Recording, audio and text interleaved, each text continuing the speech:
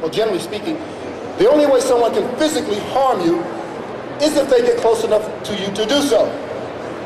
And we are accustomed to conversing with people from a very close proximity such as this.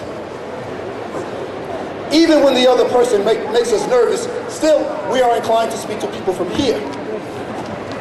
But the very first technique I teach people is understand what your boundaries are. And proximity is very important. If this man is intending on harming me and he's a bit too close and he makes me nervous, whoa, what do you want? I wish to speak with you. Well, you can speak to me from there. Can't hear you quite well from where you are. I don't need him to get in my face and say, I don't like you. Whoa. He can say that from right here. And if all he really wants to do is talk, if that is all he really wishes to do, then he can talk to me from right there. Very intelligent thing to do. I was speaking to a group of executives a few years back, and I was explaining this technique. And this one fellow said, no. I believe if a man stands before you and he's angry, you stand your ground. Show him you're made of tough stuff. I said, well, okay. Perhaps for you that might work. Indeed, it just may work. But in actuality, I leaned forward to him and I said, what you really do by taking that stand is you make it easier for me to hurt you. To stand before someone that makes you nervous and then think, well, I'm going to act like I'm not afraid, I'm going to hold my ground, is absurd. In Africa, that is known as ostrich philosophy. Yeah. The ostrich sees the lion coming, he digs a hole, he sticks his head in it and says, the lion is not there. Ostrich philosophy. Someone standing here, they make you uncomfortable. Step back. What do you want? Does this not sound logical? Makes sense, doesn't it? This technique also is especially important for ladies and young girls. If a young man comes before you and he's saying, oh, my dear lady, you look nice, you smell beautiful, whatever, and she simply stands there getting his lusty and aggressive energy, no. She goes, what do you want? What do you want? Do you want to talk and tell me about my beauty? Tell me from there. This is what she does. Very intelligent. You step back. And if all he wants to do is talk, we'll talk. But, face one another. If the man is insistent and he gets a bit closer, then we take it to the next level. Whoa. We put our hands up and say, stop. Don't come any closer. If you want to talk from there, stop. Very interesting posture here in that it's very, very powerful, it's very potent. It draws attention to this person's wrongdoing. People driving by, see two people on the street corner, this gesture here, ooh, what's going on over there? Let me get the phone, call the police. Immediately, it draws attention to the wrongdoer. But were they having a conversation like this, and he was indeed being aggressive, no one else would know. They just look like two people having a conversation. But if he puts his hands up, oh, indeed. Now, some people say, no, hold on a second. That's not going to stop a man. But it will. And for many people, it will. You put your mood behind what you do. You put your eyes into it. You bring it up. Step back for a moment. You bring it up sometimes. You put a bit of eye and voice inflection into it. Come. Ooh, don't come closer. He stopped in his tracks. Indeed, it can most certainly work because it is a powerful technique. The strength and power comes from your conviction and truth. Truth is your potency. Truth, why truth? Because you're the bad guy trying to harm me and I cannot allow this to happen. So with righteousness and truthfulness, I say, desist and stay there if you wish to talk to me. Take a deep breath, ladies and gentlemen, because these are empowering concepts. Ancient principles of humanity. You stand back. You make me nervous. But if he is still insistent, let me take it another level. Strike him in his nose, take off and gone. By the time he gets his composure, you're at home in bed with the lights off. Show again. Stop, oh, bang, woo, on the leg, and run. We do 2 or 3 things in case he's really strong or determined. Perhaps his behavior is so bad that he may need 2 or 3 helpings of corrective measure. And we disappear. Indeed, indeed. And then some people, well, then oftentimes people say, but then what if he's big and you're grabbed? What will you do then? Look how big he is. And oh, from behind even. Oh. Terrifying. Woo! We stomp. We kick.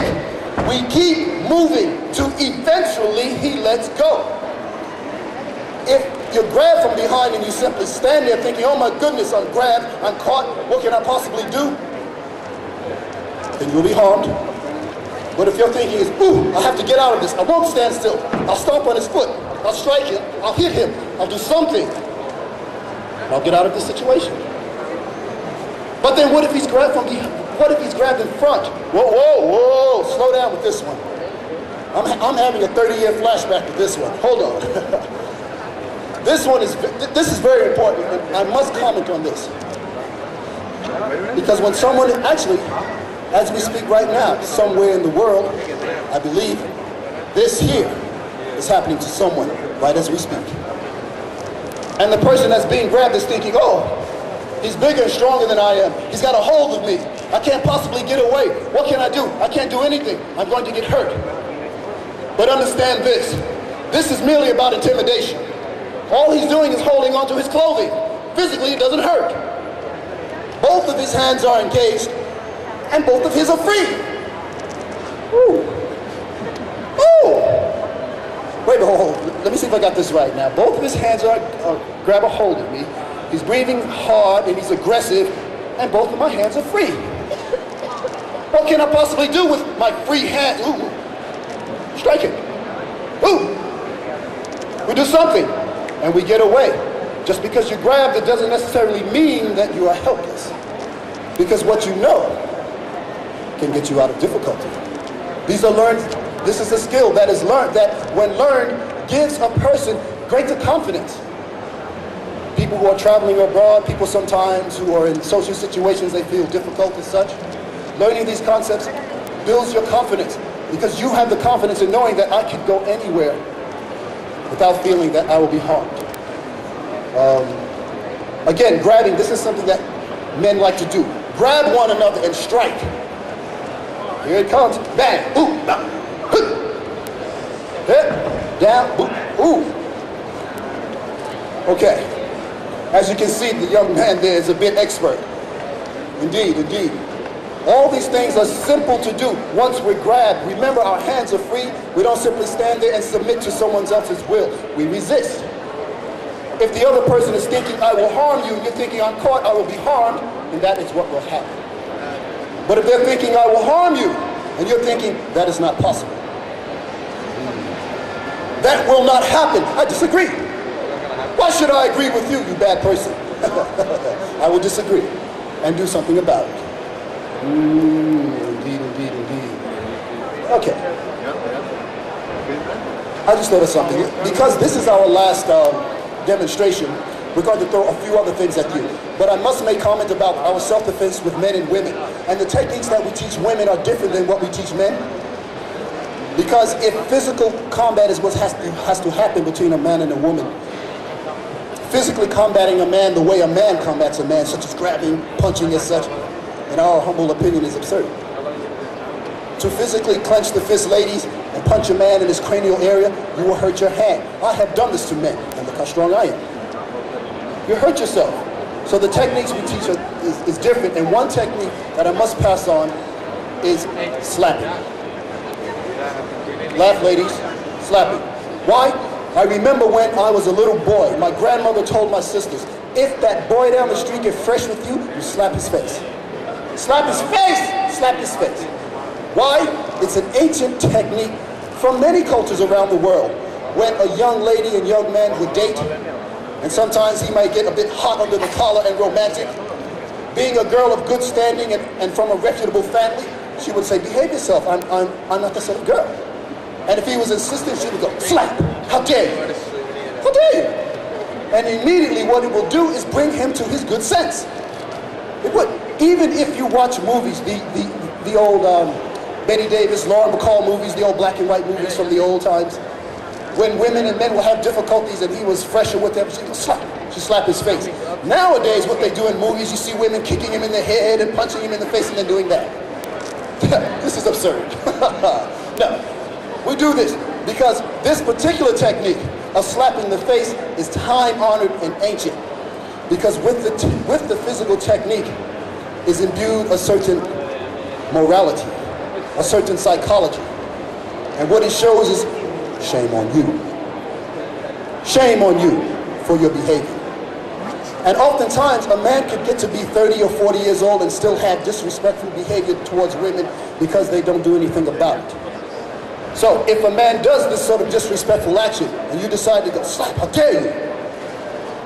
How do you know then that you're taking that correction action may not set his life on a different course? By showing him you cannot speak this way. You cannot behave this way, because if you do, there are consequences to your actions. It's a corrective measure, time-honored and cultural from many lands from a time ago.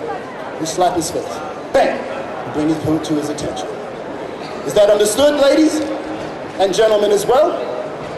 Then please take a deep breath, because these are empowering concepts. They go to the mind, they go to the heart of the good-natured person. Indeed.